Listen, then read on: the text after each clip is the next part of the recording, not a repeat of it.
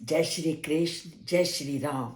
जैसे ही वाल्मीकि ने अपनी मन की इच्छा को नारद मुनि के सामने में रखा कि मैं उस पुरुष के बारे में जानना चाहता हूं जो अद्भुत गुणों से युक्त हो, तो उन्हीं अद्भुत गुणों का वर्णन करते हुए महर्षि नारद ने जिन गुणों का वर्णन किया, उन्हीं गुणों को वो आगे अनेक श्लोकों में वर्णन करते हैं। और वो कहते हैं कि केवल जिस व्यक्ति के बारे में मैं तुझे बता रहा हूं, वो केवल आंतरिक गुणों का धनी ही नहीं है, वो केवल क्रोध को जीतने वाला, क्षमाशील, निर्धनों की सेवा करने वाला और दान देने वाला इत्यादि गुणों से युक्त नहीं है। उसका बाह्य ढांचा, उसकी बाह्य काया भी अद्भुत गुणों से युक्त है।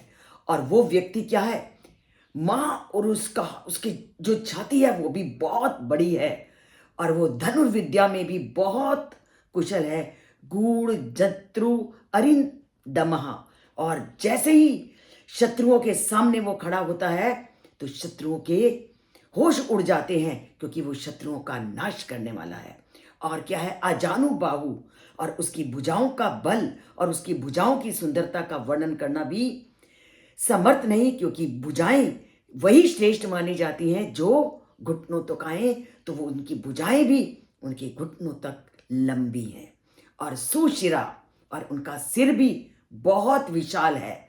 कोई ऐसा गुण नहीं जो उस मनुष्य में नहीं है जिसका मैं तुम्हें वर्णन कर रहा हूं। सुललाटा, उनका जो ललाट है, उनका जो मस्तिष्क है, उसका तेज भी अद्भुत है। सुविक्रमा, और वो बहुत अधिक शक्तिशाली है।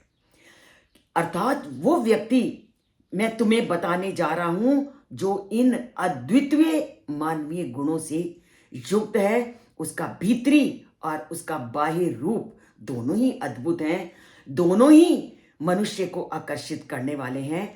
मनुष्य भीतरी गुणों से तो सुशोभित होता ही है, परंतु जो पहला प्रभाव पड़ता है उसकी बाह्य शरीर का, तो बाह्य शरीर भी उस परम पिता परमात्मा का अद्भुत है। क्योंकि उनका जो मुंह है, जो मुख का तेज है, वो देखते ही लोगों को अपनी ओर आकर्षित कर लेता है। और उनका विशाल मस्तक ऐसा है कि उस मस्तक को देखते ही लोगों का जो सिर है वो अपने आप झुक जाता है, और शत्रु उनके इस अद्भुत काया को देख करके अपने आप दूर भाग जाते हैं।